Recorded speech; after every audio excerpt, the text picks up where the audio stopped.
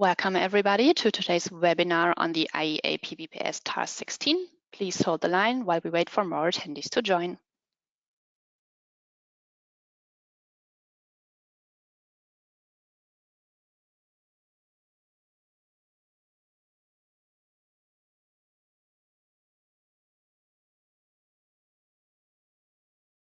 Welcome everybody to today's webinar of the IEA PVPS Task 16 hosted by ICES. Please hold the line and we will begin in about a minute.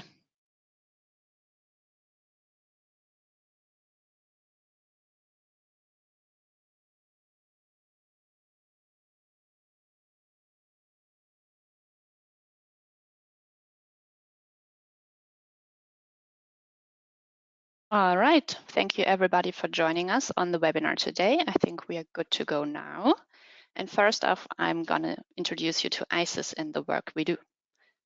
So once again, welcome everybody. My name is Arabella and I am the Congress's Communications and Outreach Officer here at the ICES HQ in Freiburg. And I will give you a short introduction into ICES and the work we do, as we have many new participants joining us on the webinar today. So ICES, who are we? ICES, the International Solar Energy Society, is a non-profit UN-accredited membership NGO, and we've been founded in 1954. ICES represents a diverse membership of academics, researchers, energy practitioners, consultants, students, business, and advocates from countries all around the world. Our vision is 100% renewable energy for all, used efficiently and wisely.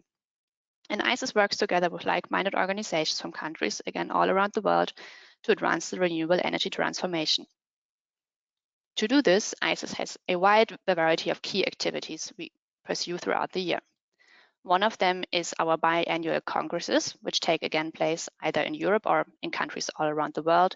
We've got the upcoming ICES Solar World Congress 2023, and again this year, and I'm going to talk about that a bit later on, we have Eurosun 2022 that's just coming up next month in September.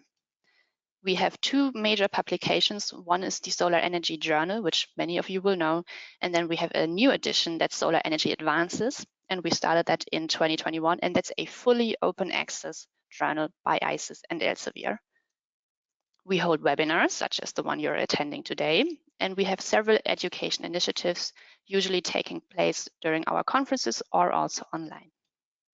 And in the regards to knowledge sharing, next to those webinars, we also do infographics on several themes, and we have recently started and are continuing to work on a solar energy museum. That's an online museum going through the history of solar. So if you're not a member of ICES yet, we would definitely ask you to join and support the work that we do. And if you are a member, we very much want to say thank you for your support. Now, on the topic of the webinar today, you, the audience, have the opportunity to ask questions to our presenting speakers, and we're going to have a cumulative Q&A session at the very end of the webinar. And for that, once we get started with the presentations, you can send in your questions using the chat box. When you send in those questions at any time throughout the webinar, please keep them short and precise, and please also indicate who the question is for, so that our moderator has an easy job in assigning them to the speakers. And on that note, it's my great pleasure to introduce you to today's moderator, Dave Renee. Dave has served as the president of the ICES for almost 10 years, from 2010 to 2019, and now he holds the position of ICES immediate past president on the ICES Executive Committee.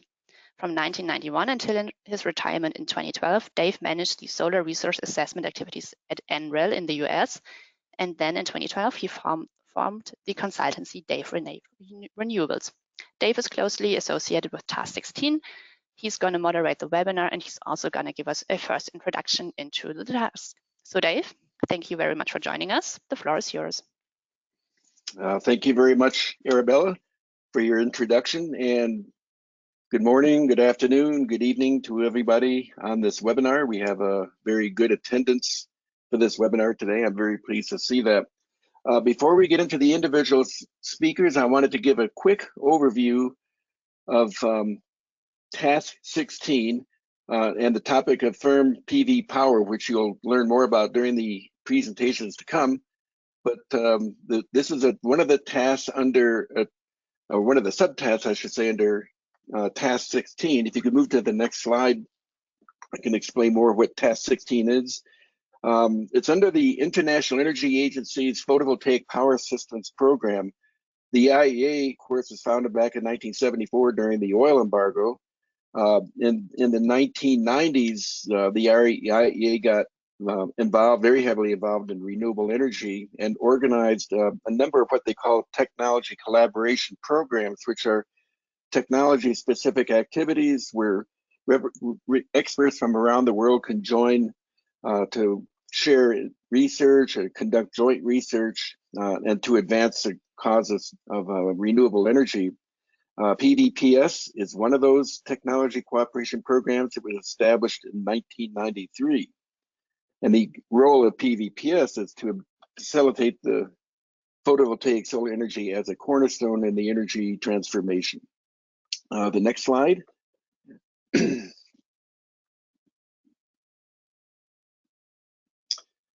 Currently, we have over 100 representatives from universities, research organizations, meteorological services, and even commercial solar service providers from 19 different countries. You can see here on this map that many of our members are from the European region, but we also have the US and Canadian representatives and representatives from Asia and Australia.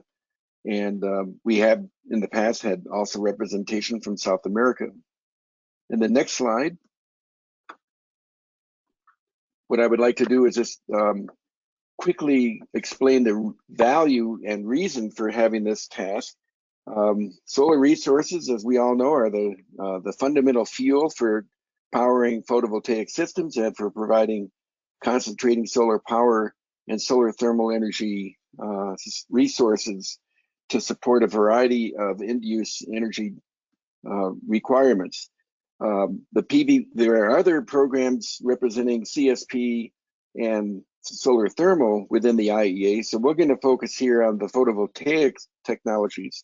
And it's very important because PV has become one of the most dominant new energy sources around the world.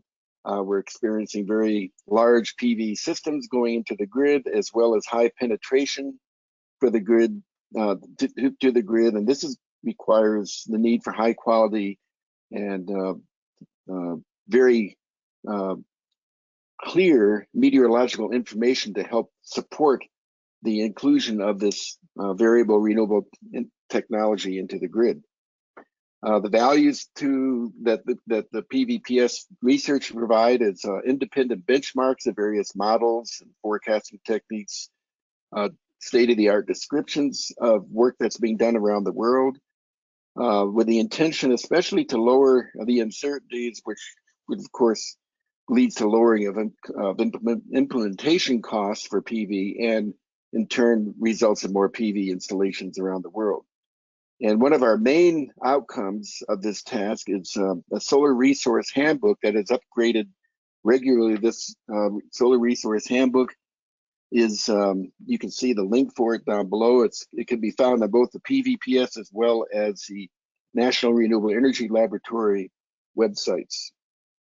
So on my final slide, just to give you a highlight of how the task is organized, we have 4 subtasks. One of them is called Measurements and Models, managed by NREL and DLR. The second subtask is Enhanced Data and Bankable Products, which is managed by Minas Paris Tech. The third subtask, the one that's our work today is going to be focusing from, is Solar Forecasting Techniques, managed at Fraunhofer ISE in Freiburg, Germany. And then the fourth task is a general dissemination and outreach task, such as what we're doing today at this webinar. We have workshops, online seminars and webinars and forums. And of course, the main product coming out of this task is the Solar Resource Handbook, which has been updated several times now. Jan Riemann is not only the head of Subtask 4, but he's also the overall operating agent for Task 16. But I'm introducing the task, as Jan will be one of our presenters today. talking about firm PV power. So with that, I'd like to go directly into introducing our first speaker, Dr. Richard Perez from the State University of New York at Albany in the United States at the Atmospheric Sciences Research Center. He's on the advisory board also at George Washington University Solar Institute. Richard has served many terms as on the board of directors of the American Solar Energy Society. For years, he was an associate editor of the Solar Energy Journal, and he's produced over 250 journal articles, book chapters, and conference papers, and holds US patents on energy storage and load management using photovoltaics. Richard, we're very honored to have you here, and we look forward to your presentation. Thank you, Dave. And good morning or afternoon, everyone, wherever you're calling from. I hope you can see my screen.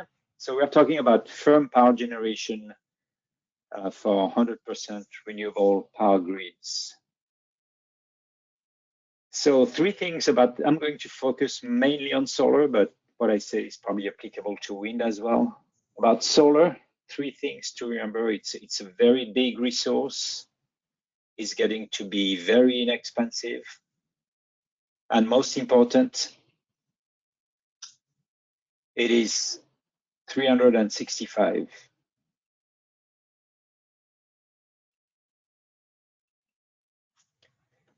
By 365, I mean that it's available, it can be available all the time. And that's what firm power is about. You have to be able to generate power whenever it's needed. So we know it's big. It's much bigger than the finite resource and all the other resources combined. And there is much more than enough to serve the demand of the planet here in blue under all forms of energy, orders of magnitude more than needed. It's also getting to be quite inexpensive via photovoltaic power generation, and because the cost of PV has been going down by orders of magnitude over the last decades, and it's now, according to many, Bloomberg, Lazard Bank, NREL, you can compare all the generating resources and compare their unsubsidized cost for energy generation. And if you look at utility scale PV now, it's very, very low, especially compared, if I draw a line, vertical line to that cost, it's much cheaper than conventional generation. In particular, here I highlight peaking gas, coal, and nuclear. It's about 5 to 10 times cheaper than nuclear on a pure kilowatt hour basis. It's about on par with those same plants, fully depreciated, just the operating cost of operating those plants. And we're not done yet. Many predict solidly that PV will be even cheaper 10 years from now. While the conventional ones are likely to go up for both environmental and strategic external reasons, which are not fully accounted for. And we see a big strategic externality taking place today, mostly in Europe, but all around the world with the Ukraine crisis pushing the gas price much higher than I have them on these graphs here. But what about 365? Because that comparison is not 100% fair.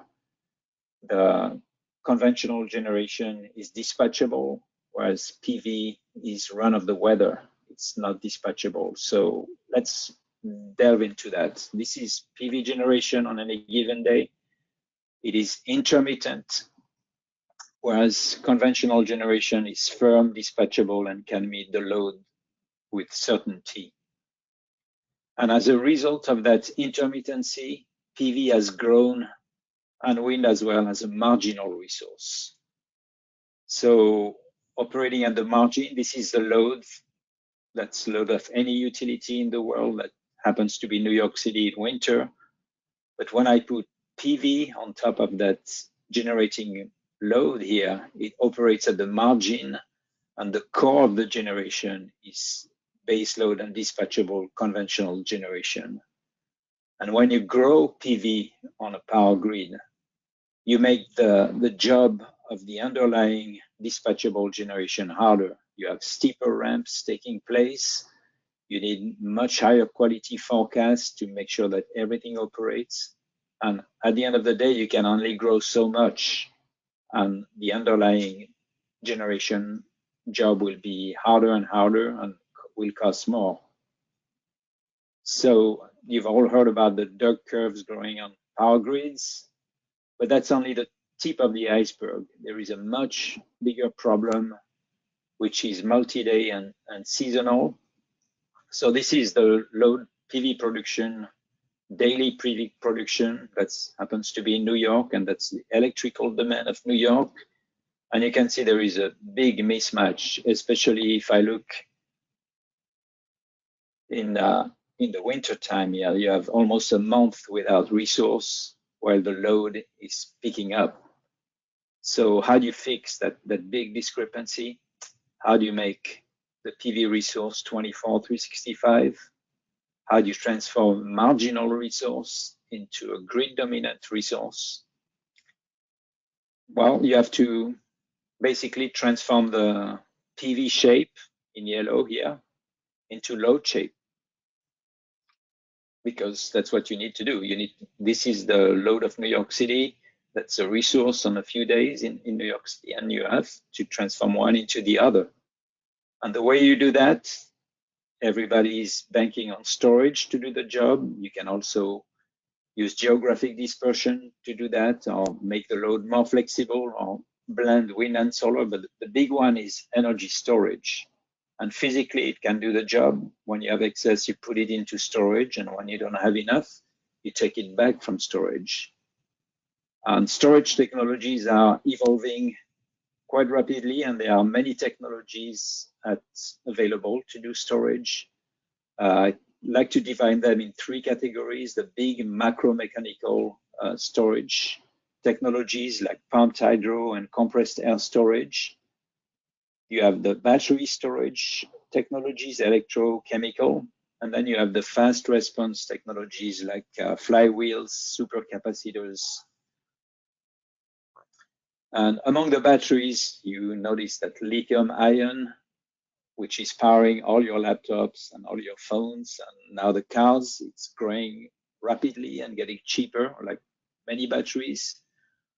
However, doing that job of transforming intermittent to firm PV only relying on storage is very, very expensive. Whereas the cost of intermittent PV is very cheap, as we've seen from the Lazard graph, making it available 24/365 with storage only is a very expensive proposition. It's almost a factor 20-1. And here I use a storage projection in the future, which is at the bottom range of 20 years from now. It's a very optimistic projection. Even then, that job may be considerably difficult. But there is a solution to that, which has been ignored because it's a bit counterintuitive. You build more solar than you need, and you waste some of it. You curtail it when you don't need it. But when you do that, here on the x-axis, I have the amount of curtailment, the amount of solar I'm willing to waste. You can see a very interesting trend. The white line is the cost LCOE of firm power. The red line is the contribution of PV, which goes up because I'm wasting some of it. I don't monetize all of my PV, but the impact of storage is dramatic. You need much, much less storage. In fact, that overbuild and curtail is so effective that we started calling it implicit storage, because it does the job of storage. It acts as a catalyst to storage to make the proposition of supplying 24/365 much cheaper. You still need storage to go through nights and all contingency, but you need much, much less of it. And the cost, the bottom line, is much cheaper. And the business press is catching up on it. That's a quote from last year from Quartz magazine. Solar energy is so cheap that it can be wasted. They didn't quite get what I wanted to say. It must be wasted to get really cheap. The only issue with that, and has to evolve, is that today it's not monetizable. No developer I know in solar will overbuild and curtail solar because the regulations are such that that's very effective solution for the future cannot be enabled because you're not paid to supply firm power, you pay to supply unconstrained energy. So this has to change over time. So, but it's highly effective, as we'll see in two examples, one in Switzerland, very diverse example, and another one in MISO, the Mid-Continent System Operator, a big interconnected region in the central US.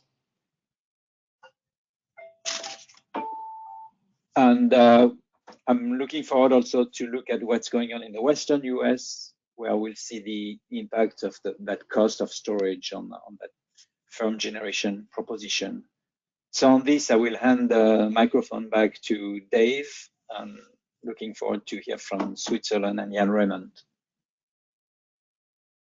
Thanks very much, Richard, for that very clear and compelling description of what we mean by firm PV power and how we can achieve it through a concept of overbuilding and curtailment. Our next speaker is Jan Raymond. Jan is, as I mentioned earlier, the operating agent for this task, IEA PVPS Task 16. He's been the operating agent since 2017.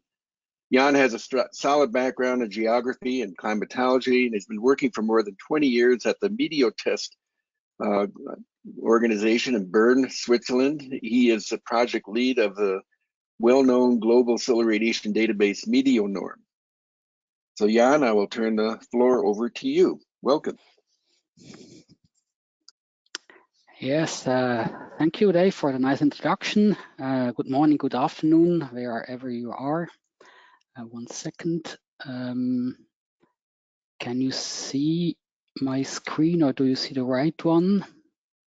We see both the main screen and the next slide. Okay, and this one is now good, I think.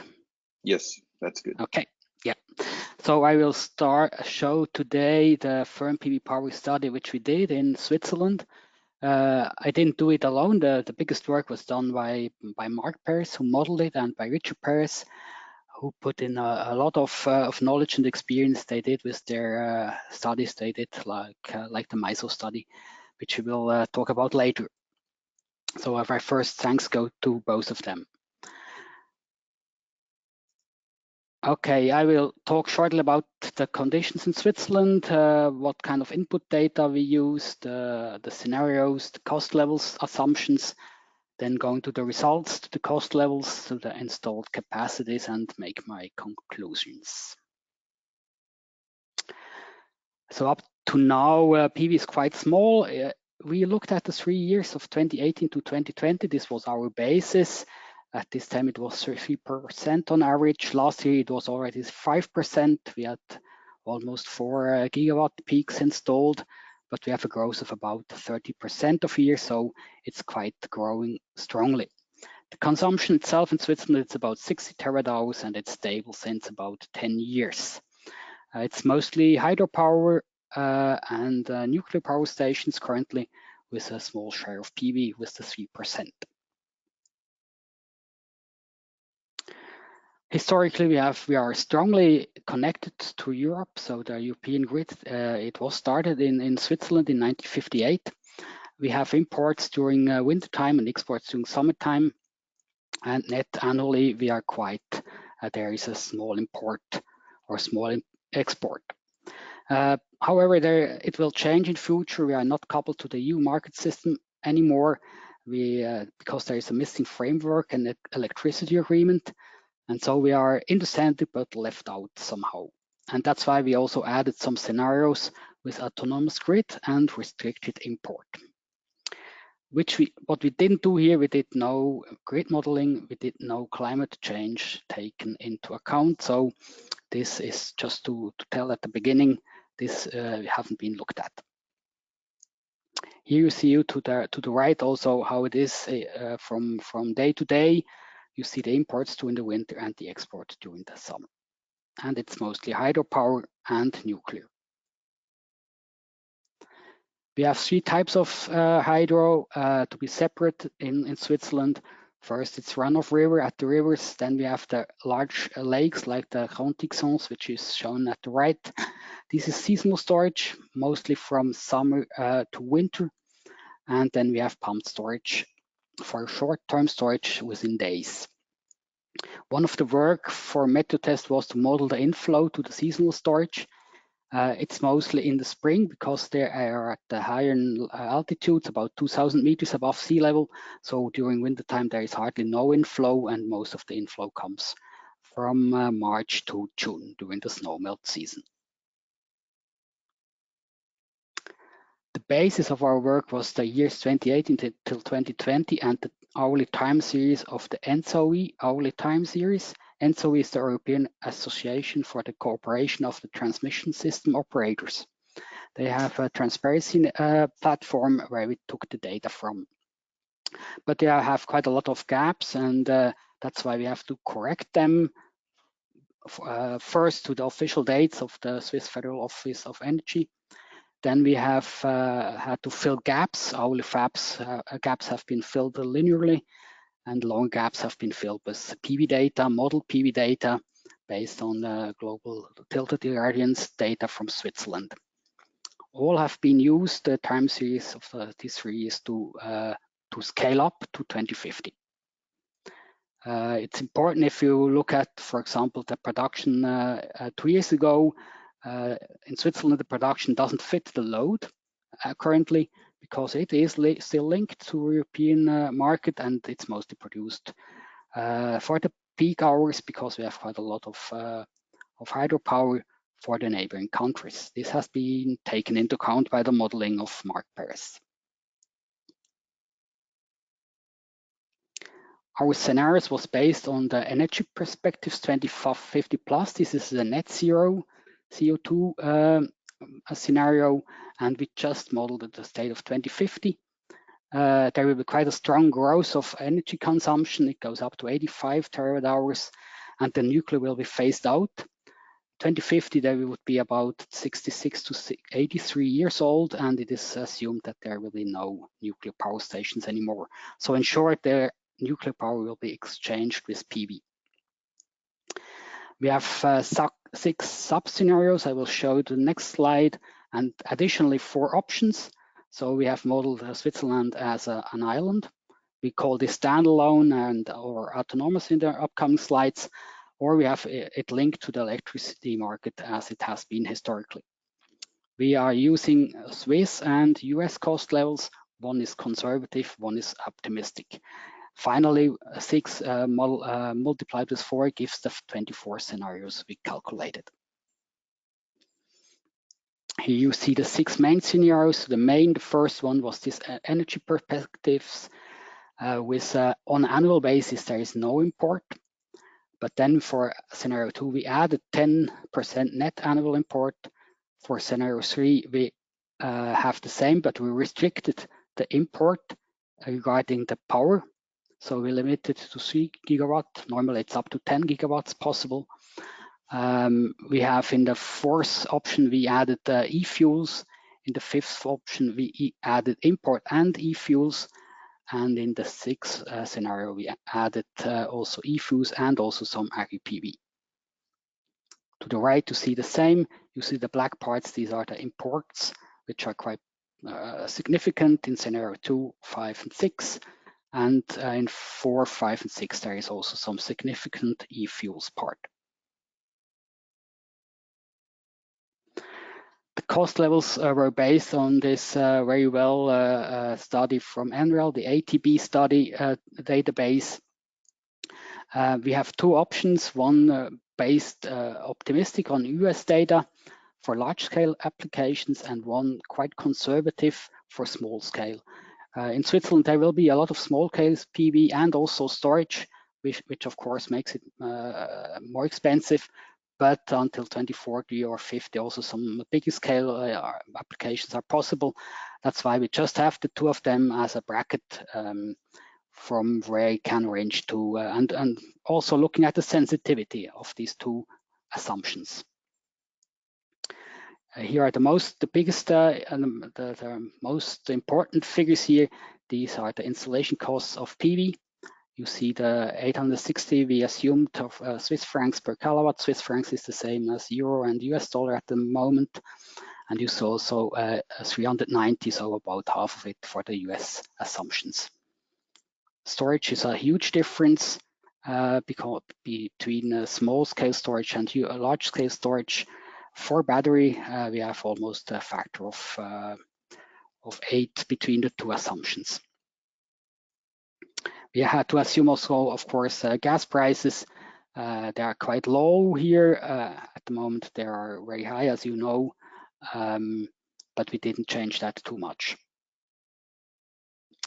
This is the method as Richard just shown, so I can flip this. Here is this batch model.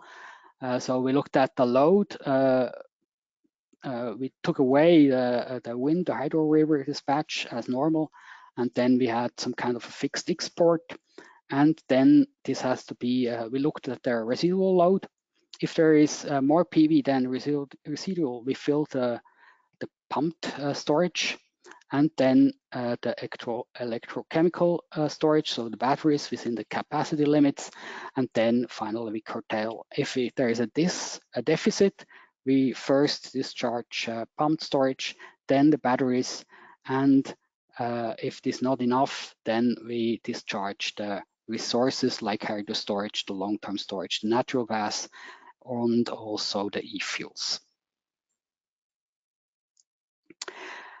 Here we come to the results. Here you see the new PV capacities. They are in the range between 50 and 60 gigawatts. You see also a green line, which is called max acceptable. It is assumed that about 50 gigawatt can be quite easily installed in Switzerland above this level. It would be possible, of course, but it would be a bit more critical to some part. You see only one scenario, the standalone scenario with almost no import or with no import. This would be above this limit. So on the right side, you see the standalone. On the left side, you see the linked scenarios. In the blue lines are the US costs, and the red bars are the Swiss costs. You see regarding the capacities, the differences are not too big. Of course, regarding the battery and the curtailment, the differences are quite big and depend largely on the costs of the storage. In Switzerland, with the Swiss cost assumptions, a curtailment of about 10–15%. If we have standalone, it would be about 20–25% optimally. The costs are all between largely 5.5 and 8 cents per kilowatt hours. That's also the range we had historically in Switzerland. At the moment, they are much higher on the market. So all of them are quite feasible from the viewpoint of the costs, especially compared to the current situation. And some of them with annual technology costs would be even lower than today's. Here are two scenarios. To the left, you see scenario 6 with agri-PV and some import. As an example of result, you see it will be about 30% of PV, only quite a small part with batteries because they will be quite expensive in this assumption we use there. We have pumped hydro, we have e-fuels, we have hydro storage and hydro river, and a small part of wind. If we have some more wind, it would help because it's blowing mostly in winter time in Switzerland, but it is assumed quite conservative. Also in this case, we didn't take it too much into account. On the right side, you see the installed capacities between 40 and 50 mainly. In the integrated options to the right, you see the scenario 4A. This is the standalone. You see it would go up to 48 gigawatts for PV installed. And we see the curtailments needed in energy and the least cost prices or costs of the energy, of the total energy. Capacities would be about 10 to 25 gigawatt hours, which is quite low. And the imports you see to the right, There are imports with the scenarios 1 to 6, and then with the standalone imports, you have 0 import. Looking at the seasonal patterns, at the top you see with import export, a similar pattern as today, but of course a lot of PV now in summertime. In wintertime, you still need some import. On the bottom, you see the scenario, the same scenario, but without connection to Europe. We can model it. It's still possible, and also the prices are almost the same as you have seen before. But this is only possible due to this curtailment and overbuilding, as has been shown before by Richard. These are the hourly production patterns. During the summer days, we would have PV at day, of course, a lot curtailed, then batteries in the evening, hydro in the second part of the night, and some export during the day. The level is minus 2,000 here, so the import would be negative import, it would be export. During the winter time, it is mostly hydro-based. If we have a sunny day, it would be enough still in winter time, with only very small parts of curtailment, even no. And then we have additional some e-fuels in this scenario 5 here, and imports which go up to 2 to 3 gigawatts here. This is a week in January, and it is scenario 5 with about 12% of energy curtailment of PV. Here we are coming to this famous optimal curves. At the top, you see the versions, the scenarios 1 to 6 with links to Europe. At the bottom, the standalone. As I said, all scenarios showed about 6 to 8 cents. The lowest cost for Switzerland would be scenario 2 with about 40 gigawatt of PV. As I said, it's about 4 gigawatt at the moment, so much more, 10 times more. About 50% of the energy, 15 is curtailed, 15 gigawatt of batteries, 10% of net imports, 10% of a rise of the seasonal storage. It's about 10 terawatt hours. It would go up to 11. There are some projects out which can make this possible. It's even additional 2 terawatt hours are in discussion, and then a small rise of the pumped storage from about 3 to 6 gigawatts. Additionally, we would need to import about 5 terawatt hours of e-fuels in this scenario. You see at the bottom line, the standalone version, only one is quite different, the scenario 1A. If you really have no connection and no import, it would be extremely cost a lot if we would have no curtailment, and this is the only scenario where we have a lot of curtailment, about 40%. But with this curtailment, also here the prices are quite low. They are below 9 cents per kilowatt hours. We have also very low sensitivity to the different years. We modeled them separately, but the results were almost the same. The results for this scenario here, about 8.5 or 8 to 8.5 cents per kilowatt hours. You see the current price levels. They are currently at 400 euro per megawatt hour, so 40 cents per kilowatt hours, which is 5 times as high as we modeled here. What would this mean about 15% of energy curtailment? Looking at the power curtailed, which this would induce, this is about 45% from the possible power coming from a module would have to be, so it would be 55% would have to be curtailed from the maximum which a module could produce. This was done based on modeled 1-minute data for Bern. It looks a little bit different if you look at Hamburg or to the United States, but the general rules are the same all over the world. Coming to the conclusions, so overall the results of our energy perspectives of the energy perspectives 2050 could be confirmed. E-fuel is quite expensive also in our model, but they can play a pivotal catalyst role. Finally, the annual costs are quite low, but they are important as a filler of some gaps in the wintertime.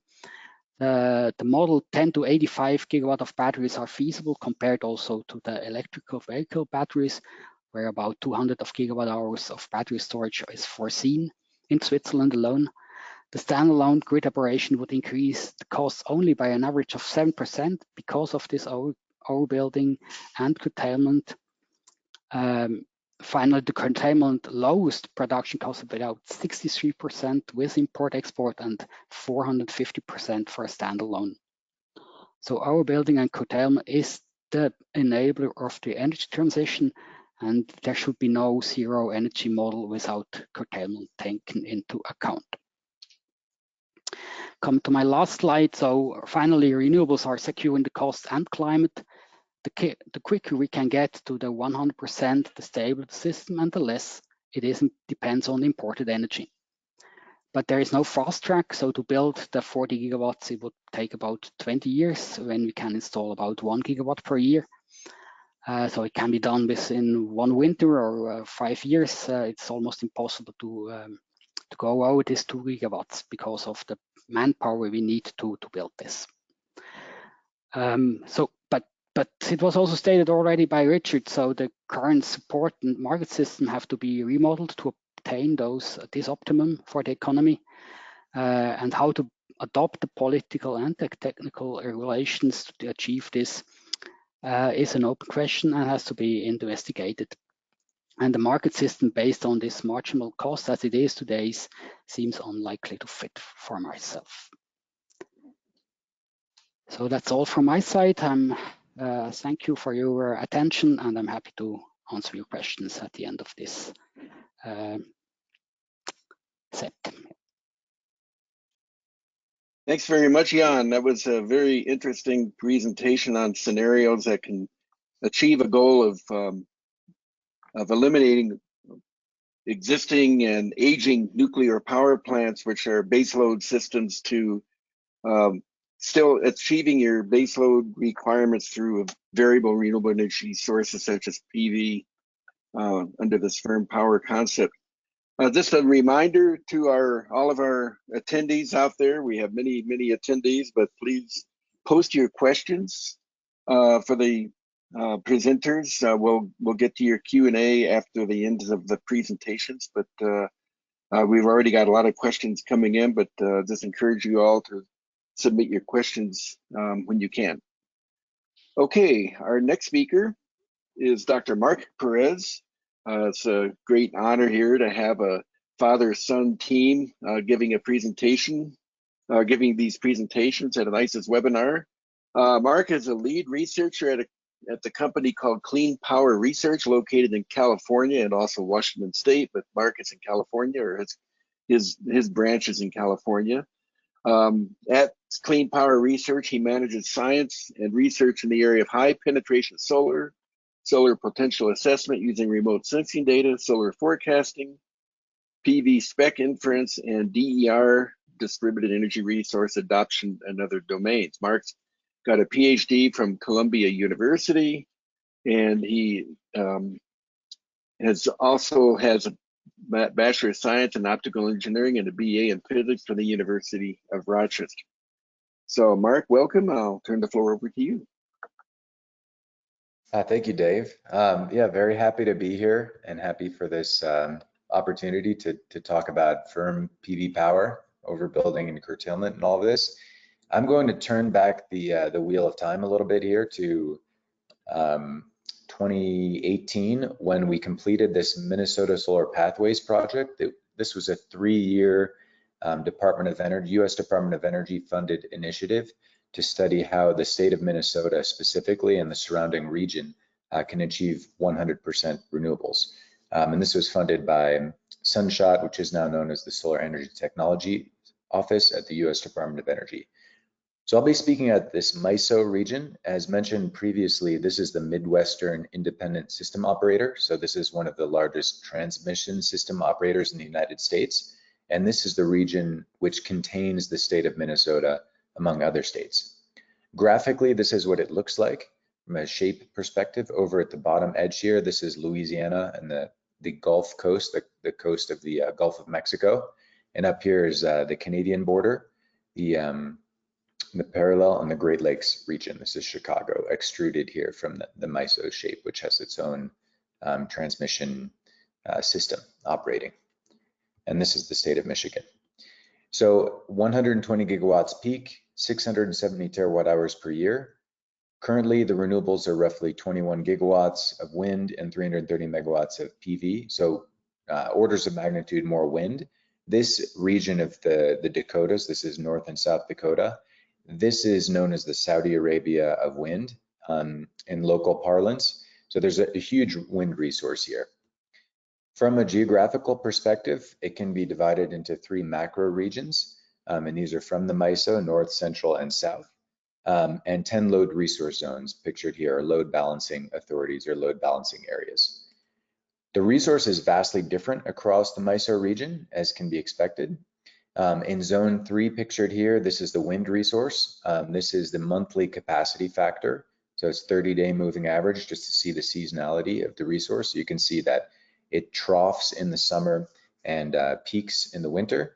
And solar is quite the opposite. So they're seasonally diametrically opposed. So, and this is a similar picture to what you'd see elsewhere in many other parts of the world. By contrast, zone 10 has a higher PV capacity factor than wind. So the wind resource is low. They're still seasonally opposed, but the capacity factors are far different. So how do we optimize this capacity expansion in dispatch? For MISO, we match supply to demand. We use what we've called at Clean Power Research, the Clean Power Transformation Model, which we've used also in Switzerland and other parts of the world where we've employed this model. On the generation side, we have wind, solar, and gas, or some other flexible resource like e-fuels, as mentioned in the Swiss study, or biogas. From the balancing side, we have electricity storage and implicit storage for this study. So implicit storage is the overbuilding and curtailment that we've spoken about. It's a different situation from Switzerland. MISO region does not have large hydroelectric resources at their disposition. These hydro storage lakes add a lot of seasonal flexibility in the Swiss case, and that's not the case here in Minnesota. In terms of cost scenarios, we did 4 different cost brackets, 2025 and 2050 cost brackets from the NREL ATB. So 2025 high, this would be closer to what we used in Switzerland. We have CapEx and OpEx, capital and operating costs for PV, wind, storage, and new build gas power. These 4 scenarios are run for these 14 different geographic zones, which pictured on the previous page, each region having its own distinct load shape and resource characteristics.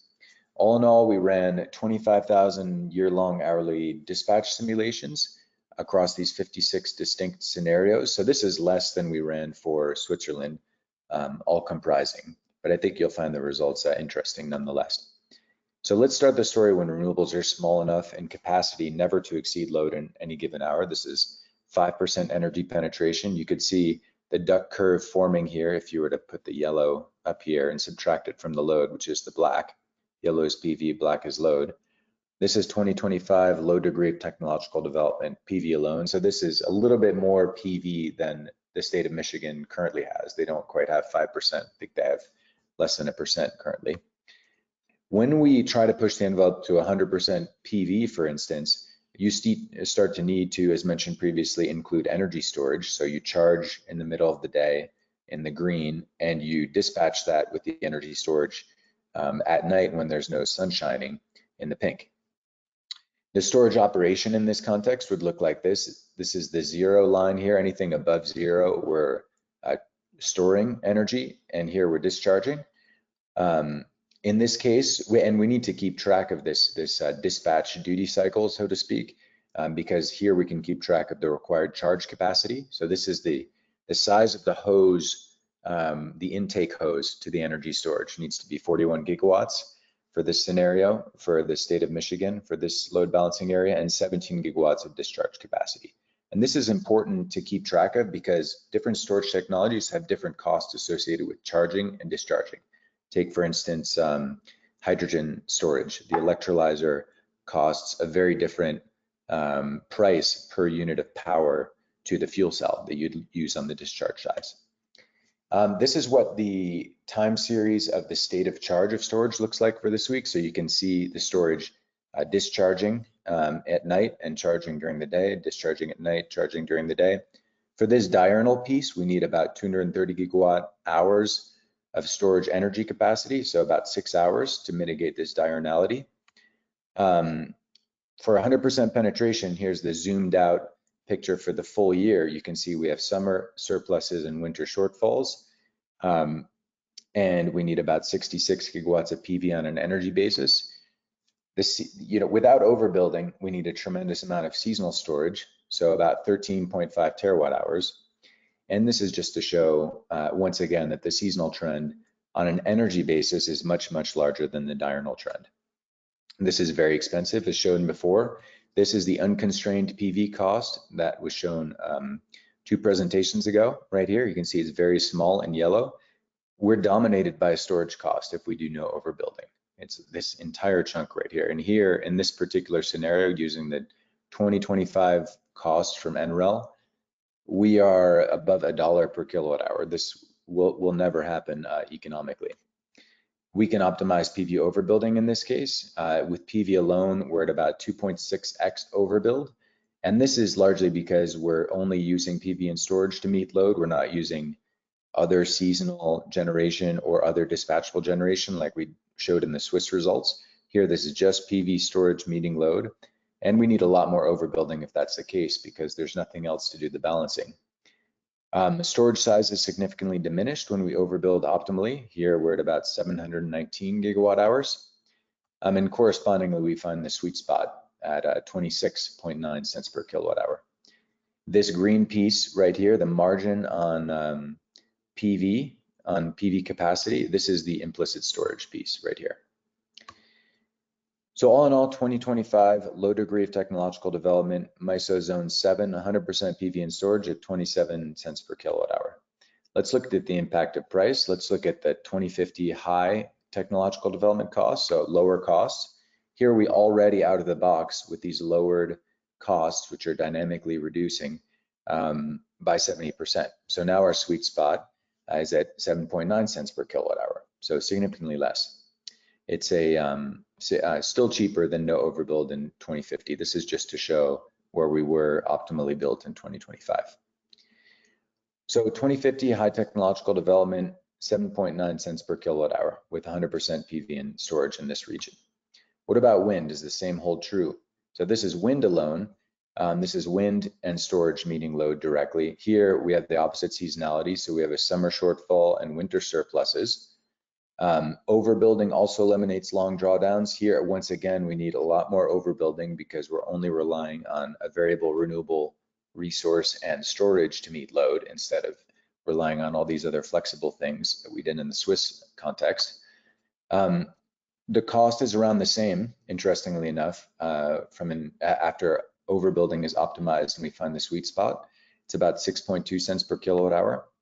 So implicit storage in this case saves about 86% in LCOE, and it's comparable to the PV LCOE at its own sweet spot, around 7 cents per kilowatt hour. So 2050 high technological development, MISO Zone 7, 100% wind and storage at 6.2 cents per kilowatt hour. How does wind and PV hybridization change price? So this is wind and PV together when they've been optimized in terms of the relative build outs of each of them and overbuild. We save 52% relative to PV alone when blending the two optimally and 24% relative to wind alone. We're at 4.7 cents per kilowatt hour. And this is still a stacked area plot over here. I didn't mention that previously. The red portions of this optimum curve are related to the marginal contribution of energy storage to the total cost, to the total LCOE. The green piece is the implicit overbuilt variable renewable capacity piece. The blue is the contribution from wind, and the yellow is the contribution from solar. So 2050 high technological development, MISO Zone 7, 100% PV, wind, and storage at 4.7 cents per kilowatt hour. So how does the region size and location impact the LCOE? Let's look at the MISO central region.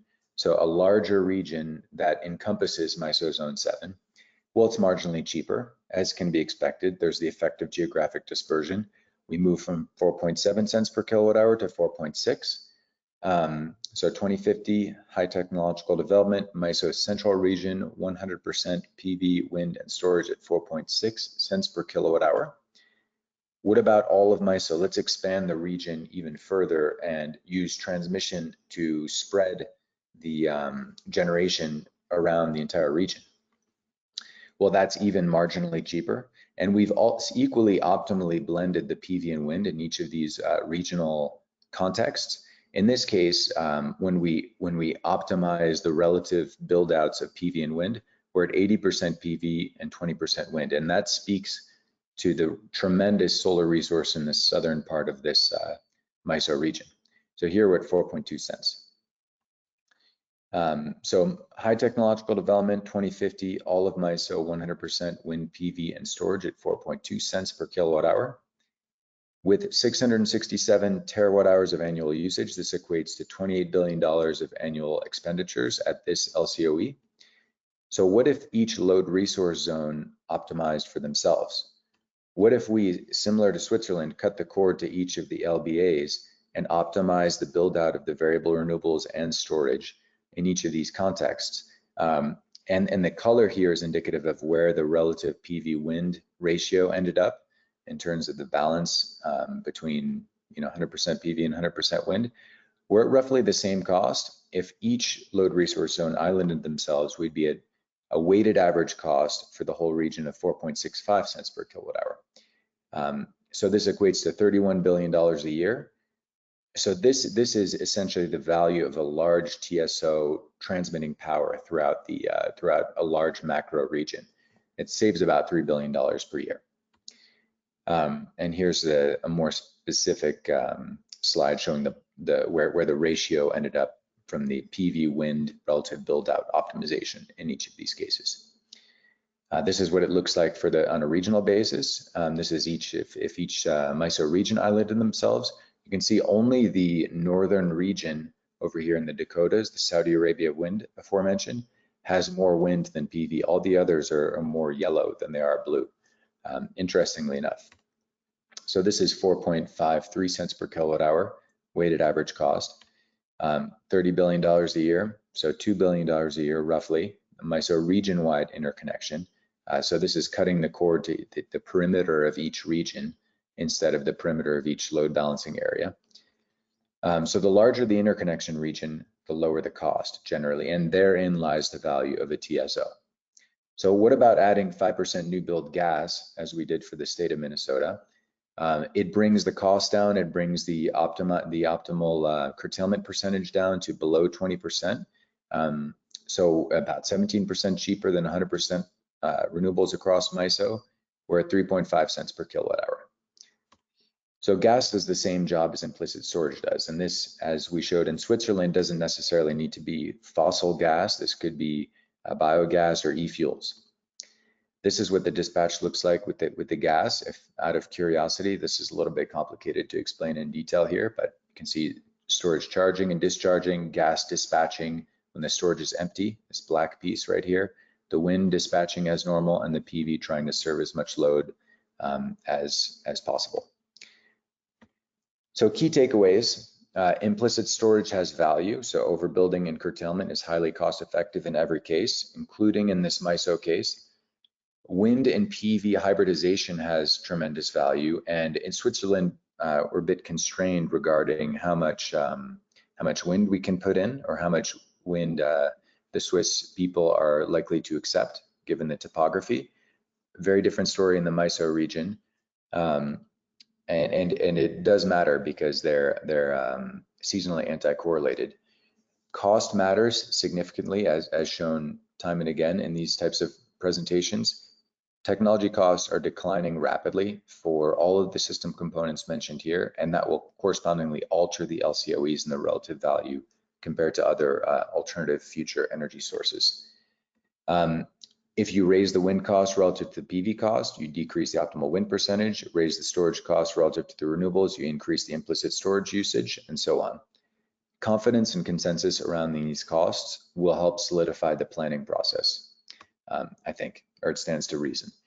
PV is generally greater than wind, largely from a cost perspective, really. I mean, the costs are declining so rapidly for PV, and as the Lazard image shown, it's the cheapest energy source on the planet currently.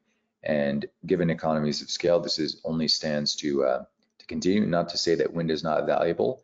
It's valuable where you have very high resource, and the seasonal anti-correlation makes it a big firming technology. So PV is favored in 2050, given the low cost. And this is despite a very strong wind resource in the northern part of MISO territory. Some of those northern regions, despite the high resource, still have more PV built out in 2050, given the projected costs. So the exceptions are MISO North and MISO Zone 3 and 7, where the strong wind resource supersedes and tilts the balance a little bit towards wind. So flexibility is very important. 5% flexibility decreases cost by 20% in this case. 95% renewables is significantly cheaper, even if we use fossil gas. But again, we could use some other renewable derived gas like e-fuels or biogas, which would have a net zero carbon effect. And again, transmission has value in this case. The larger the region we interconnect across, the lower the aggregate cost. So on the whole, this will save ratepayers billions annually, this transmission interconnection. The risk is, you could have an issue like Ukraine conflict and Russia, where, regional actors take matters into their own hands and stop power flow or use it as a political weapon. So that's the risk in this large scale interconnection. There is value in regional resiliency, which we've highlighted here. So 100% MISO load, 30% wind, 65% solar, and 5% gas at 3.5 cents per kilowatt hour. That's not too bad. So thank you very much. Thanks very much, Mark. It was a very interesting and important analysis of the cost sensitivities to the concepts that we've been talking about here during this webinar. So appreciate that, and I encourage all of you to continue to submit your questions. We'll have a little bit of time for Q&A at the end of these presentations. Our final presentation for today is going to be presented by Professor Patricia Hidalgo Gonzalez. She is the director of the Renewable Energy and Advanced Mathematics Laboratory at the UC San Diego, University of California, San Diego. This lab focuses on high penetration of renewable energy using optimization, control theory, and machine learning. She's developed a stochastic power system expansion model to study the Western North America's grid under climate change uncertainty, and is currently working with the California Energy Commission to understand the value and role of long duration energy storage. And she's also doing additional work with the U.S. Department of Energy on wave energy and offshore wind, also for the U.S. power grid. So Patricia, welcome, and I'll turn the floor over to you.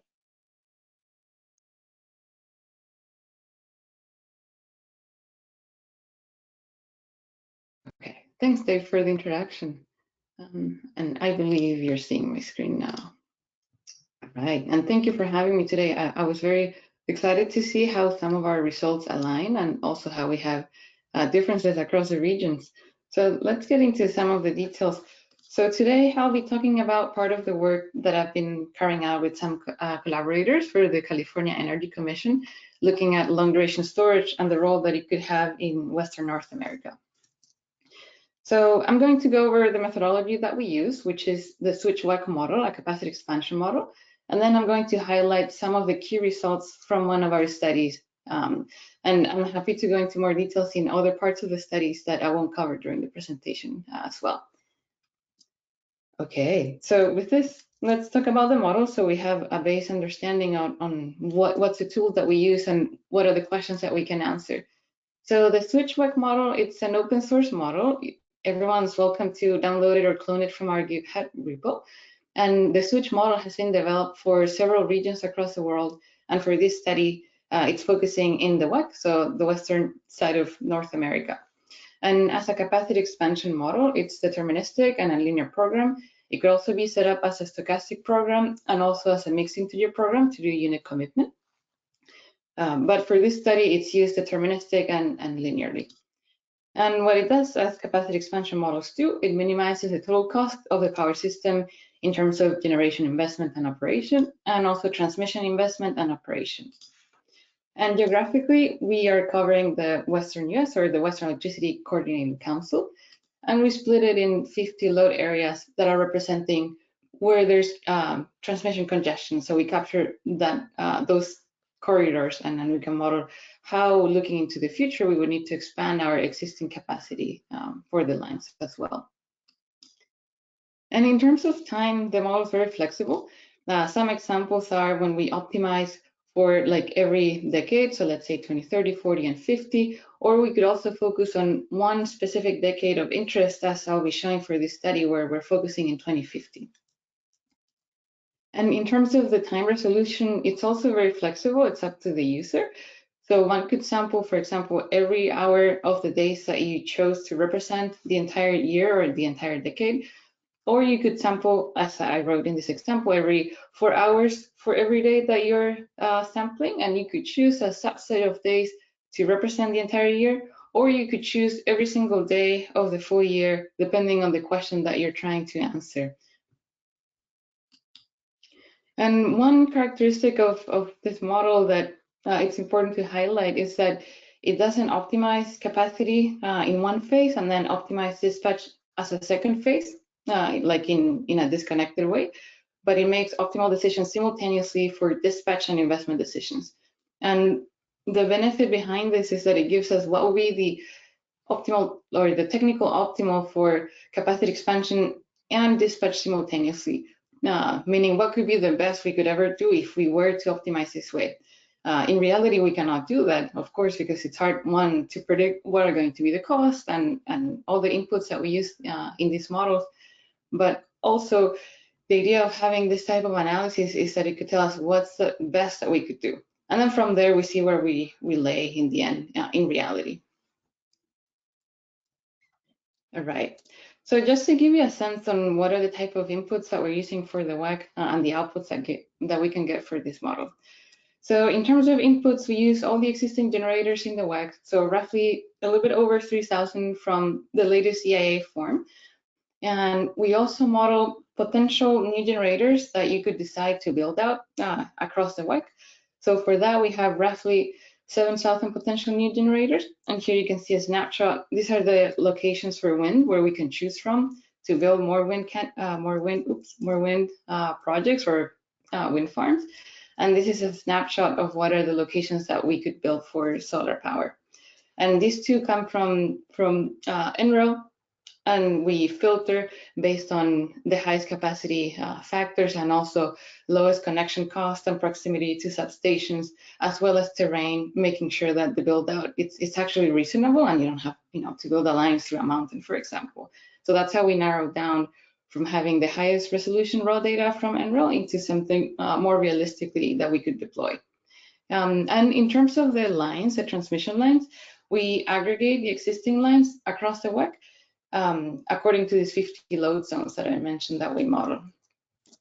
And in terms of the electricity demand, we have the data hourly for each of the 50 load zones that we have. And we also have hourly capacity factors for existing wind and solar, and also for candidate wind and solar that the model might choose to build out. And as part of the inputs, we have fuel cost assumptions and overnight cost assumptions as well. And as for outputs, we have what's the optimal investment for new generators and new transmission lines for the different decades that we might be modeling.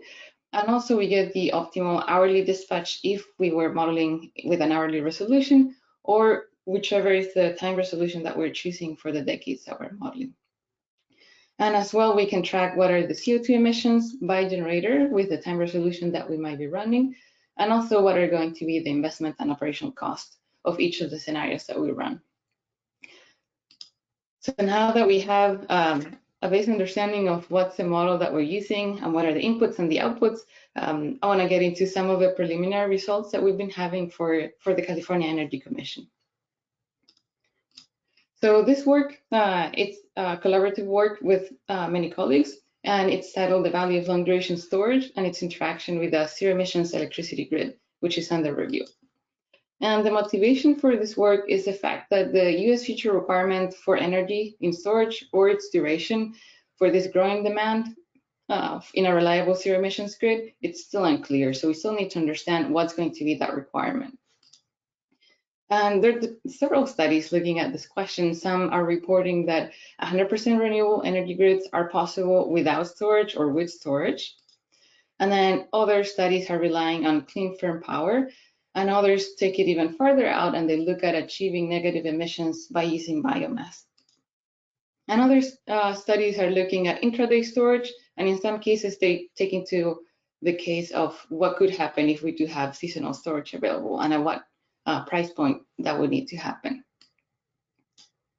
So in this study, we have a set of contributions, and I'm going to focus on some of them today. So we quantify the benefits in electricity pricing if we were to have federal or state mandates for long duration energy storage, meaning if we have a type of regulation at the federal or at a state level, how much energy capacity would be that mandate for, and what would be the impact that it would have on electricity pricing. So that can give us an understanding on what could be a good idea for a mandate if we were to have one. And then we test a set of factors on how the deployment of long duration storage would change, depending on what's the ratio of solar to wind deployed in the WEC, and also what happens if we have transmission expansion restricted, as it's so politically complicated in the US. We want to understand the balance of this. So what will happen if we don't have new transmission built, for example. And we also look at the sensitivity of running a set of different cost projections for long duration storage for 2050, and we see how it gets deployed depending on those assumptions. And last but not the least important, what happens when we model hydropower availability worldwide? And I'm going to focus on these two, looking at what happens with the deployment of long duration storage, depending on the ratio that we have, solar to wind, and also what happens depending on the cost assumption. And in terms of how we set up our capacity expansion model, so we sample 6 hours per day. We sample every day for the year 2050. So we run a 365 model, sampling 6 hours per day. And we're modeling no emissions, so 0 CO2 emissions by 2050 WEC-wide. So let's get into some of the results, as I was mentioning earlier. So in this first set, we're looking at what happens when the ratio of wind to solar changes, or when we have a solar dominant grid or a wind dominant grid. So in these two figures, we're looking at two different scenarios that we run. And in both, we're forcing artificially what's going to be the ratio of wind to solar. When we don't force anything in the model, we get roughly 80% solar to 20% wind, very similar to the case of MISO, as I just learned, which is very interesting. So on the left, we have a solar dominant grid where we're forcing more solar than what we get in our baseline. And then on the right, we have a wind dominant grid for the WEC. And what you see in colors, it's the capacity build out for the different technologies. So in yellow, you see solar. And then the other part that I want to highlight is in light blue, you see wind deployment. And the other part that I want you to know before we talk about the results is that the dot inside of these pie charts is showing the duration of the storage facilities that gets built in these different 50 load zones. So duration is defined in this study as the energy capacity that we built over the power capacity for the storage facilities. So for example, if you have a 10 gigawatt hour energy capacity and then a 2 gigawatt of power capacity, that would give you a 5-hour duration facility. So the interesting thing when we're having a solar dominant grid is that in all these load zones where solar power is dominating, you see that this circle that I was just mentioning is light pink, representing 6 to 10 hours of duration for storage, which makes sense because it's supporting this diurnal cycle that we see in solar power.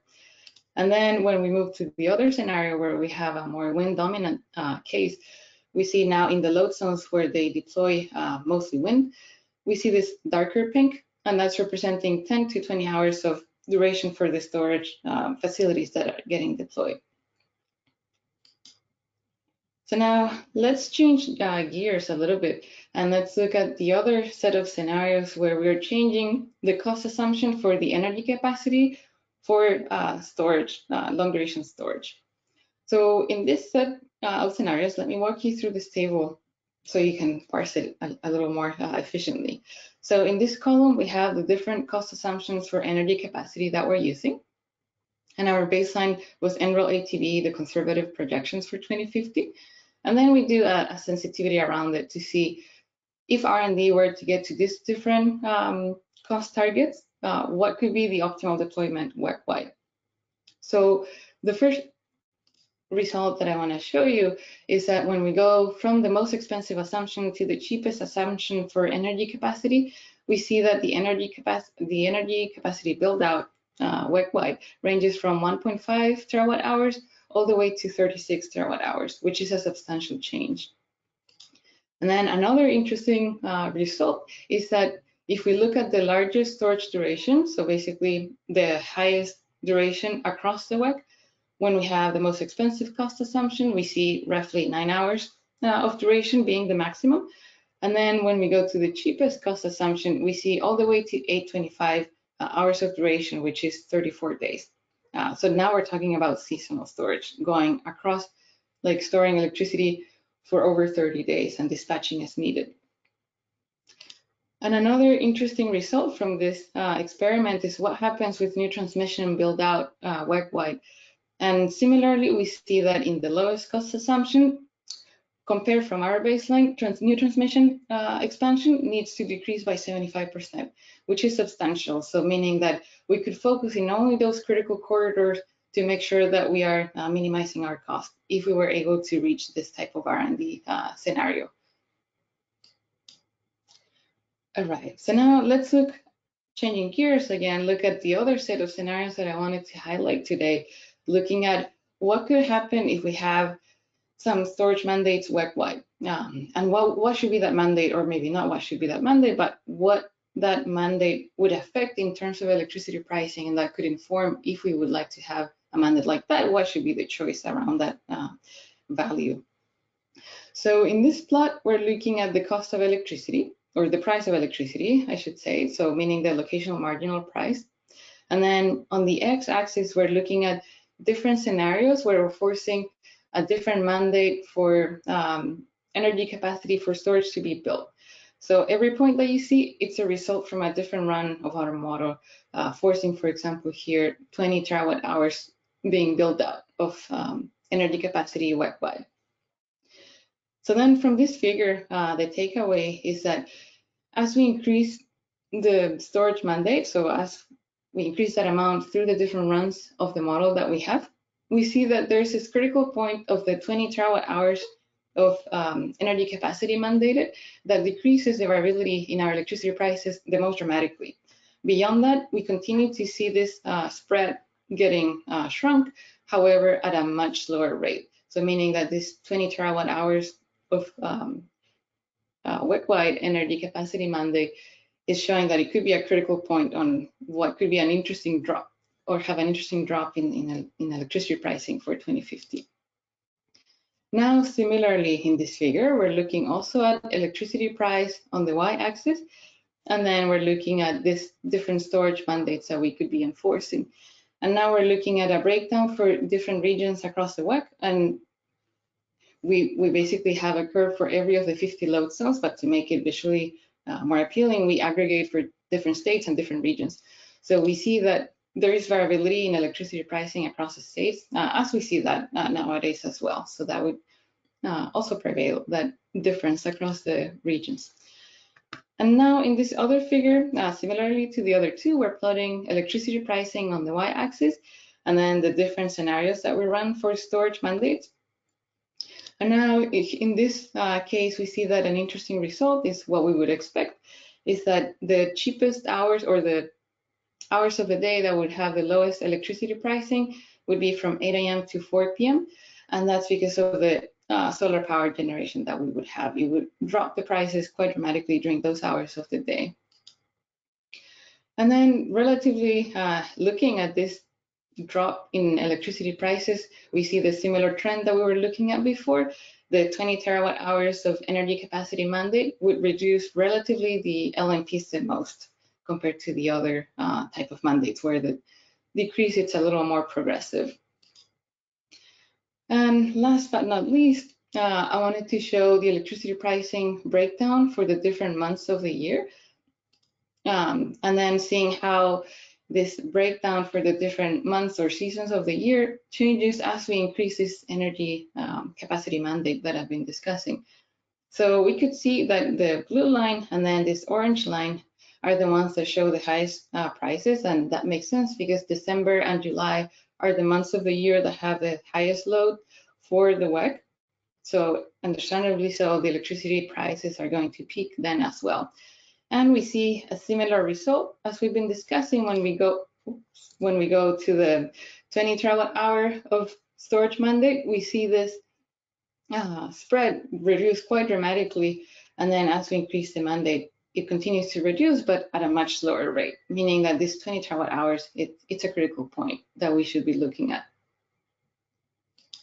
And now to conclude, we talked about how depending on the grid composition, if it's solar or wind dominant, it might be more, it might be cost effective to have durations of storage between 6 to 10 hours to support solar dominant grids, or 10 to 20 hours to support wind dominant grids. And we also looked at how R&D can play an important role in optimal deployment of long duration storage. And we see that when we achieve, if we were to achieve an energy capacity capital cost of $5 per kilowatt hour, it could enable a mean duration of 28 hours and a maximum duration of 400 hours.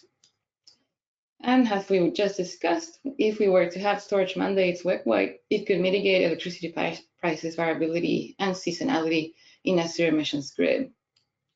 So with that, I'll be happy to take any questions, and I believe all of us will take questions now as well, so thank you. Yeah, thank you, Patricia. That was a very interesting analysis that you've been doing, or work that you're doing, and ongoing work, especially regarding to long duration storage. And so this is really a key component of the concept of firm PV power.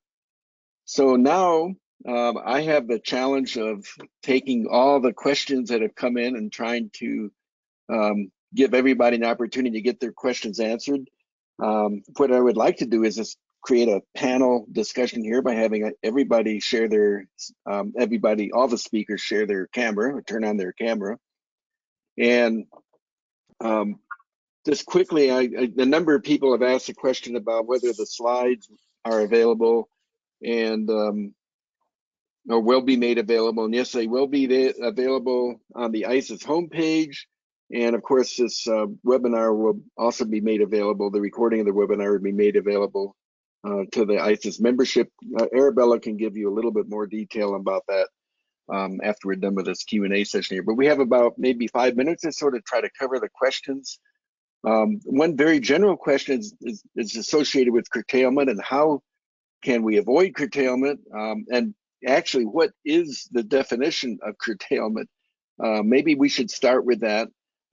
There's curtailment typically is an undesirable outcome for developers because when their projects are curtailed and the utility is not using the power, they are not getting any income during that time. So we clearly want to identify ways to, rather than curtail these technologies, or at least curtail them under the current contracting schemes, and find alternative uses for them. So I'm not sure who I should address this question to. I'll just open up to all of you. If you could, first of all, maybe define specifically what we mean by curtailment, and secondly, what are some productive uses that we can make of curtailment? A number of people are asking questions such as related to EV storage, of course, power to gas or power to X concept, power to hydrogen, aluminum's, high demand times for aluminum production, for example. All of these technologies could make use of curtailed energy. So all right, I'll take 1 minute and then I'll let the other fill in. Thank you, Richard. Yeah, curtailment is wasting. It's just throwing the energy away. However, it's the enabler of low cost. If you don't do it, you're going to pay more. The problem is today you avoid curtailment because the system is such that you have to monetize everything you produce. So curtailment is taboo, but curtailment is a solution. So the key is to change the way systems operate. Instead of valuing production like we do today with PPAs and others, you have to value firm power. And the minute you do that, you will curtail because that's going to be the key to the lowest solution. You just throw away some of the solar and it gets you there just because you pay so much less for storage. So if you change the paradigm, curtailment is the way to go. If you don't, you will want to avoid curtailment, but you'll get stuck with a marginal PV world as we have today with crises, fighting with utilities and the like. That's my 2 cents. So I'll let the others add money to that. Yeah, So, I fully agree. Yes. yeah. That's the case. Curtailment was a bad thing historically when PV was expensive. So we are still stuck to this image. So, but in future, it's really the enabler. You need to curtail it, and you really have to change the market system, how the financing of such systems are done currently. That's the main point. Otherwise, there is a conflict between the optimum of the investment and the optimum of the whole economy or of a country, and we have to find somehow with the policy to get this optimal point for a whole economy and not just for the single investor. But of course, they have the investments have to be done, so they need to have some extra money or other solutions to get these PV installations built. That's very important. Okay, I have one more point to make on this. Yeah, I think this is an interesting question that I think gets asked quite a bit because curtailment brings to mind waste. You know, we're wasting energy. It feels like a waste, and that doesn't really fit in with the whole moving to renewables and, you know, saving the planet ethos, generally speaking. But one thing to consider is that without curtailment, we'd otherwise be wasting an enormous amount of energy storage, whether that's pumped hydro and, you know, putting up dams in high altitude areas and filling up those reservoirs with water, flooding valleys, or building a ton of battery storage with electrochemical technology. We're talking about overbuilding 50% and reducing the amount of storage energy capacity tenfold. You know, and in that context, we're saving 10x on the materials associated with lithium-ion batteries, which do have their environmental issues associated with them. And we're only adding maybe 20 to 50% on margin of silicon, you know, sand, basically, which is the second most abundant element near its crust after oxygen. So from a material availability perspective and environmental perspective, I think curtailment is actually less wasteful. So I think a reframing of that is important. And the other point is that, you know, we're already curtailing or wasting all of the solar energy or the majority that's hitting the Earth's continents. You know, it's just being absorbed or reflected. So, you know, we're already curtailing all the solar energy that's hitting. It's being used for other purposes to grow plants. You know, in urban areas, it's just being absorbed into the asphalt and the building rooftops. We should at the very least be collecting and harvesting that energy, and that would reduce the curtailment by building more PV. I would like to add one more cent to the bucket. So when we're looking at curtailment, as everyone has said, it's a cost-effective solution that we get from operating the grid, and it's important to look at when throughout the day that's happening. So, for example, when we're looking at electricity prices, as we get into the evening, that's when we see prices go up because we started seeing our net load increase. Everyone's getting home, so you start cooking, using more electronics and so forth. So the marginal price of electricity starts rising. So if you have a grid where you're wanting to rely on more solar power, as you're moving into the evening, solar power is going to be decreasing because your radiance decreases. So if you're looking at making sure that you have enough solar power, let's say at 4 p.m., when electricity prices are going up, then you want to size your PV arrays or your PV farms to meet that demand at 4 p.m., for example. But then if you're looking at, if you size for 4 p.m. to then reduce your electricity cost, because PV is so cheap, as we have been discussing, that means that at noon, when you have the highest irradiance, you're going to be overproducing PV compared to the demand that you were planning for at 4 p.m. So then that's why we end up curtailing when we have the highest irradiance at noon. But again, that's not a bad problem, because having that excess electricity, it's definitely cost effective given the cost savings that we're having from having solar power around 4 p.m., for instance. And as a consumer, if you want to help with penetration of renewables, start consuming more electricity when we're curtailing. So that would be around noon. That's when we have a lot of curtailment in California, for instance. So if you want to start charging your EVs, you could do it at noon. That would be the best. Or depending on the utility where you are, there are programs where you can choose to pay a different tariff depending on your time of use of your electricity. So if you choose to participate in those programs, you'll be benefiting from using more electricity before 4 p.m. So for example, in San Diego, if you're consuming outside of 4 p.m. to 9 p.m., then you pay or not cheap, but like a lower tariff. So those are metrics or programs that are in place to help us in reduce curtailment. Okay, thank you all for your responses to that. I noticed that we are now at the end of the time set up for this webinar. So Arabella, let me ask you if we could take a few more minutes. There are many questions here. I'm not sure if we're going to get anywhere near through all of them, and perhaps it might be useful for attendees to reach out to the individual presenters after the webinar. But Arabella, maybe you can let us know what we have time for here. Yeah, no worries. I'd say we are good for another 10, 12-ish minutes, if that's all right. Okay, let me try to go through and give each speaker an opportunity to answer a question addressed to them. I'll start with Richard. Solar exceeds the load in New York according to your slide. How much solar PV capacity in terms of megawatts, can be installed without exceeding the load? In other words, how much area in New York is available for solar, which would result in how much PV when fully utilized? And the cooling load during the summer is also increasing to climate change. So there's a lot there to that question. You have any particular response to it right now? Short response, yes. Solar will exceed the load by vast amounts. If you want to do 100% all the time, you're going to have your solar resource will be 10 times the load. The thing is that you will manage it in a way that will supply solar power all the time, in winter, in summer, and at night.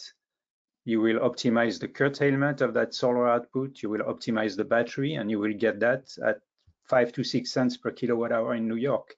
So don't think of solar being trapped underneath the load and not being able to exceed. If you want to meet a 10 megawatt load, you have to build 100 megawatts of solar at peak. So you have enough solar to feed all the rest. The thing is, you have to optimize the batteries, the overbuild, the curtailment, and your bottom line is very good. But it's a little bit different paradigm to think that way. So we have to move away from the marginal thinking. Don't think intraday, don't think charging at night, at the day. The real problem is annual, the big holes in winter. How do you fill power 365 days a year? If you solve that, you solve everything else. And the bottom line is very good. Very good.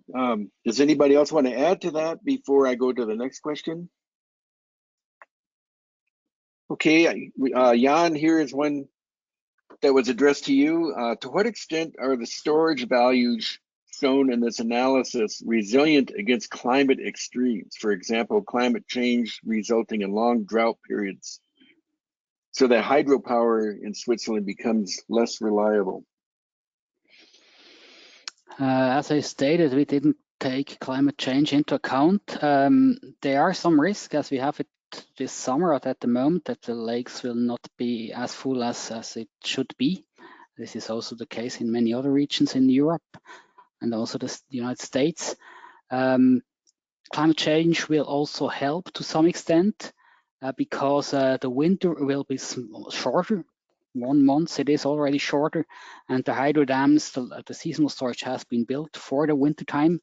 And so the spring comes earlier, and that's why it makes it also easier to have this seasonal storage. It lowers the needs for this. So there are two sides, and I would say, of course, the variability is growing quite a lot, but with a little bit more of storage, and it helps more climate change than it is a danger to this system, I would say.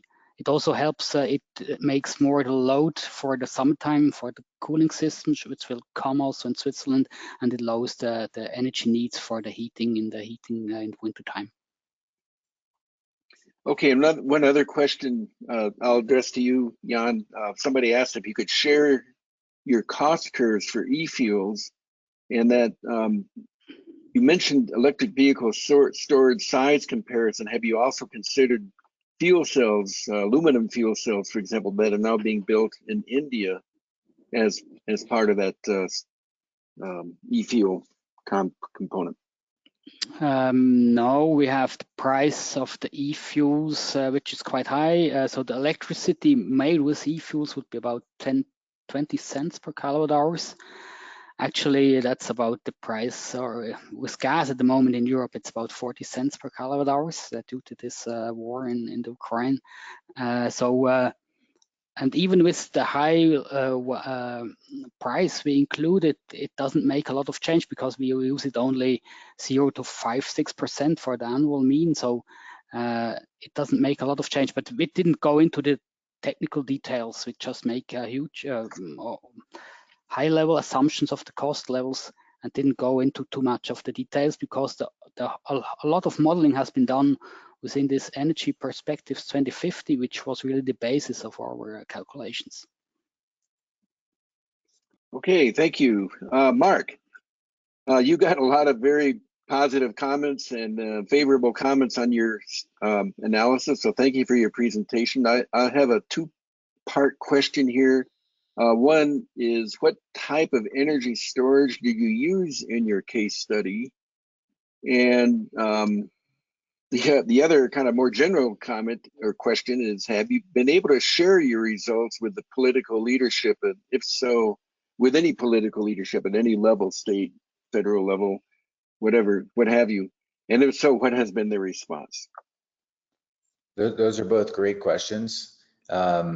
The technology we used from a modeling perspective in the MISO and Minnesota case studies was lithium ion storage, and we used the cost from the ATB as many others did here in their presentations. Not to say that it couldn't be any other storage technology, that's just what was accepted by the technical review committee of this process. It's a very modular technology, it can be built anywhere, and it's given the economies of scale and the vastly growing lithium ion market, the costs are declining more rapidly than other storage modalities and archetypes. But I'm very storage agnostic, so this type of modeling could work with any storage cost. It's just you would get more or less overbuilding depending on how much that energy storage costs on an energy basis. And what was the second question, Dave? It was, have I spoken to any political? Yeah, the political. Right, yeah. Have there been any political outreach with these studies? Well, this was, this project specifically was, it was led by the Minnesota Department of Commerce, which is the rate making agency in the state of Minnesota. So they set the electric utility rates for the ratepayers in the state. So they're a political agency. So they were all involved in this process heavily. They were the prime on the DOE contract. And it was very favorable. You know, there's discussion all across the political spectrum in Minnesota and in MISO now about this. At least it's been incepted into their minds, this idea that maybe things need to be restructured from an energy market standpoint. Nothing has really happened. There's no firm PV tariffs or anything like that, but it's definitely percolating. So I can't see any demonstrable regulatory change as a result of this work, but it's definitely an idea that has circulated widely in the region. Okay, thank you. Yes, as we know, it's challenging, especially at the federal level, to get much change to occur anyway. And we were very fortunate that we had some change that's enacted, hopefully signed off by the president here shortly in this country. But still, it's a challenge to get change. Thought of a transformation of an energy system into the political realm here is very challenging. And Patricia, I had several questions for you, but let me just pull up one here because I think we're about going to run out of time. And that is, what does it mean to have more than 24 hours of energy storage capacity? Yeah, that's a great question. So when we go beyond 10 hours, that's when we're looking at supporting sources that don't have this daily cycle. So when we have 6 to 10, we were looking at storage to support like PV deployment because it has daily cycle. So you charge, through 10 hours and then you start discharging in the next 10 hours, for instance. But when we're looking at beyond 20, what that means is that now we're looking at intra-week storage, or when we go beyond even larger, like across month storage. So that's addressing the seasonality aspect. So let's say that we have some days that are more cloudy, for instance, or some days when we have like lower winds. That means that if we have storage that can save our electricity for more than a day or more than 3 days, we can charge our batteries when we have low resource, if we have cloudy days, low wind days, and then we can discharge, I think the other way around, we can charge them when we have rich days, and then we discharge when we have those cloudy days or low wind speed days. So that's what it means when we have more than 20 hours or more than 100 hours, more across the day storage arbitrage or across the seasons. But yeah, I'll be happy to follow up with anyone offline. Great, thank you, Patricia.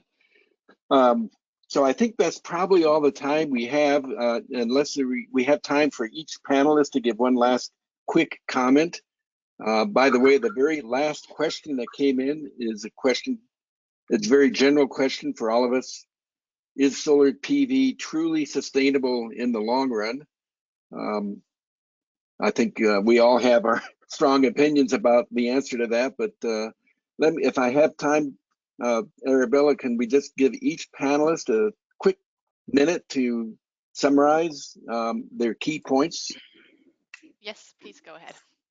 Yeah, so Patricia, let's start with you. If you have any quick takeaways you'd like the attendees to this webinar here. Yeah, absolutely.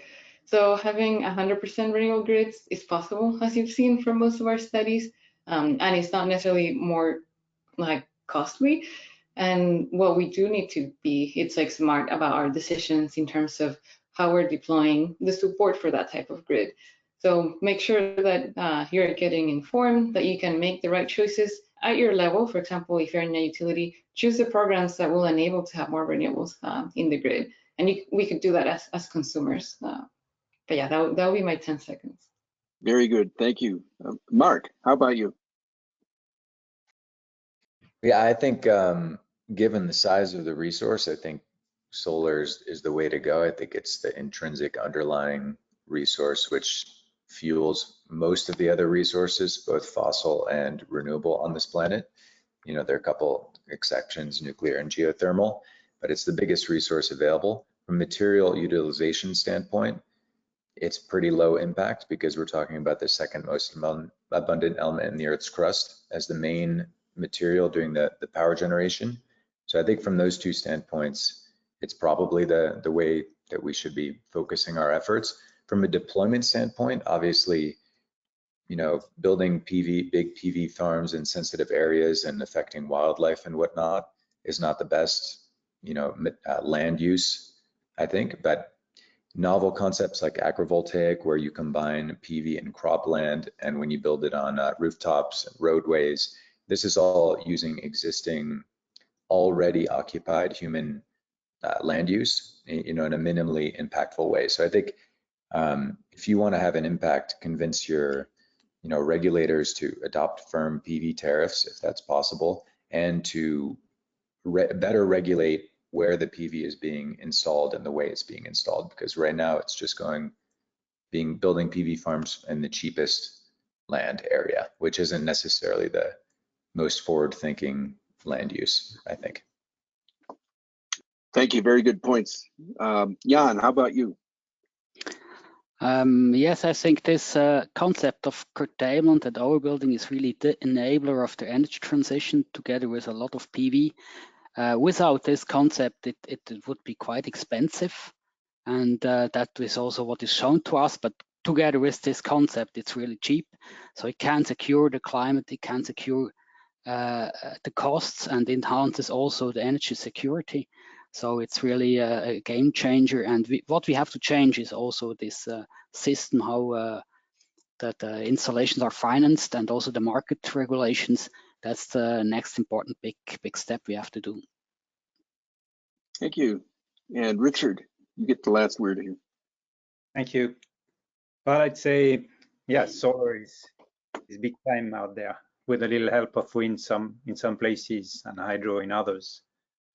But the thing that has to be done is change the paradigm, move away from the margin, stop thinking charging at night, using during the day, limiting, embrace curtailment as the big enabler instead of trying to avoid it, as everything is built around avoiding curtailment today, and it has to change.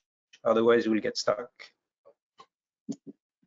All right, thank you. And I'll just close by saying I want to thank all the panelists for their outstanding presentations. I think they really demonstrated that certainly from a technological perspective, a transformation to a 100% renewable energy system driven largely by variable renewable energy sources, primarily PV and wind with storage, is certainly feasible. The challenges, and I think webinars like this help overcome some of the challenges of making sure there's a general public knowledge about what this transformation means and how it affects the final end user, since we'll have a much more dramatically expanded electricity system as our final end use energy. And also to get politicians on board to understand what this means and the good outcomes that result from a 100% renewable energy system. So with that said, I would like to turn it back over to Arabella. Again, thank you, panelists, and thanks to all the attendees for your participation. And Arabella, you can wrap up here now for us. Yes, thank you, Dave. Thank you, everybody, for your great presentations, and to the audience for sharing all of your questions with us. I'm just going to close out here with a few organizational comments. As we mentioned before, this webinar has been recorded and the presentations have been sent in to us, and we're going to make all of that available on the ICES homepage in a few days. It's going to stay available there for just a short while, and then it's going to move into the ICES webinar archive. And here, ICES members have unlimited long-term access to all of the presentations and recordings. And I think we go back all the way to 2012 now, so there's loads for you to catch up on and see where we've been almost 10, 12 years ago and where we are now. So this is all going to be available to you. And then my final comment for today is we have an event coming up, as I mentioned in the beginning. We have Eurosun 2022 coming up in September here in Germany, in Kassel. And this is the ICES and IEA HAC International Conference on Solar Energy for Buildings and Industry.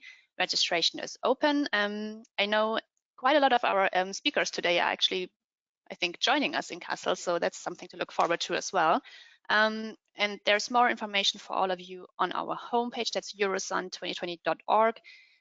If you want to register, we have a wide range of discounts available for attendees, for example, from outside Europe. So definitely worth having a look into that. Yeah, and with that, I thank everybody for joining us, and have a good day wherever you are. And we're going to see you next on the next ICES webinar. Bye, everybody. Bye. Thank you.